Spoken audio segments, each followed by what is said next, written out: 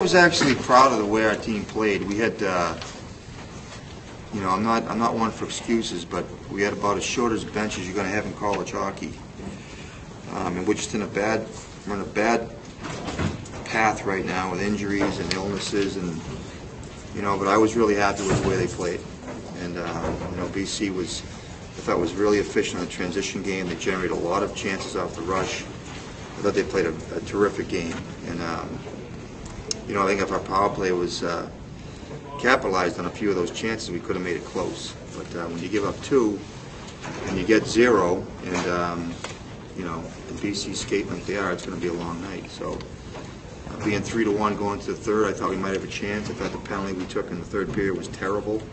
Terrible hooking call away from our net. And I think when they got that fourth goal, it kind of added a little bit more juice to the game. You talk about that penalty kill as a whole, going 2 for 7, or allowing 2 power play goals today, and a few inopportune or untimely penalties called against your team. None of the penalties, it's just you can't take third game in a row. I just told them third game in a row we've taken a penalty with significant time on the clock while we're killing a penalty.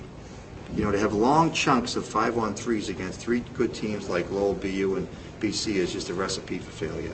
The other thing that bothers me is it's 50 feet from our net. It's a 1-1 game. It's a back-and-forth game. It's kind of a fun game to watch. Both teams skate well. And, we're down to 4D in the bench for 55 minutes. I told them before, don't take penalties. Penalty killing just kills defensemen. It tires them out. The gaps start to sink back. They attack the zone a lot more deeply. And it was stupid. It's stupid. The other one was stupid. The one that started the third period, to hold the guy's stick 50 feet from the net. Just stupid. It's not, you don't... we've had these problems in the past. I thought we corrected them, but the last 3 games we've been shooting ourselves in the foot.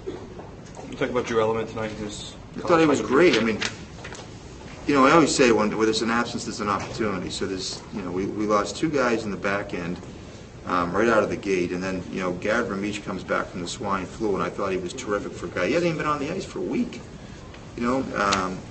And the fact that he and Element, who hadn't played in a while, for me, were very visible guys. And Element's just a hockey player. The kid's a typical Western Canadian that takes his, he takes his lumps and he keeps his mouth shut and he works. And I think, you couldn't ask a worse scenario for a defenseman to go against a team like that with the speed they have. But I thought he handled himself really well.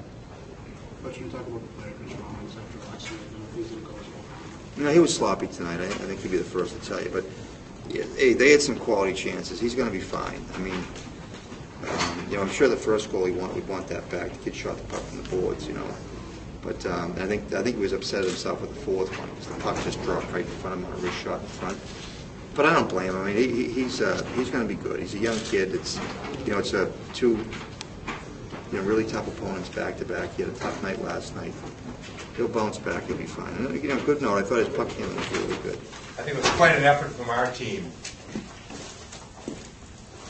Coming off what felt like a loss last night to us. I know it was a tie, but it was kind of a hard bus ride back from Durham.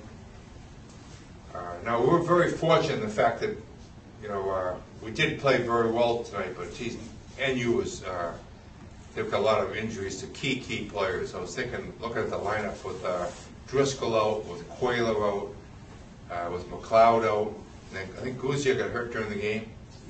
Those are 4, all league type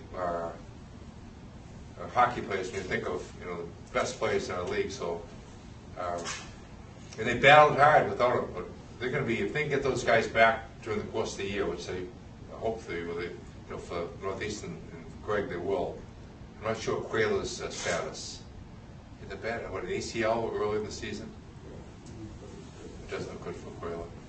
But they're going to be a much more formidable team next time, we play them, or those particular players suit up. So I thought they are, but given that, I thought our team played very well. Johnny Muse is everybody talks about save percentage of goals against the average, and certainly those are numbers that he has to improve on, and our team has to improve on those numbers. But I thought he was much better tonight than he's been since his return from the hip surgery. So that bodes well for us as a club. I thought Brian Gibbons was clearly the best player on the ice tonight and dominated almost every shift he was there, and that's something really we're very proud of his development, and he's going to be a key player for us. What were your thoughts on the power play this week, and especially last night with 4 goals against UNH up there? We just seem to be making better plays. You know, we're moving the puck quick, and we're making just hockey plays, and I think that's going to help us generate some offense from the power play.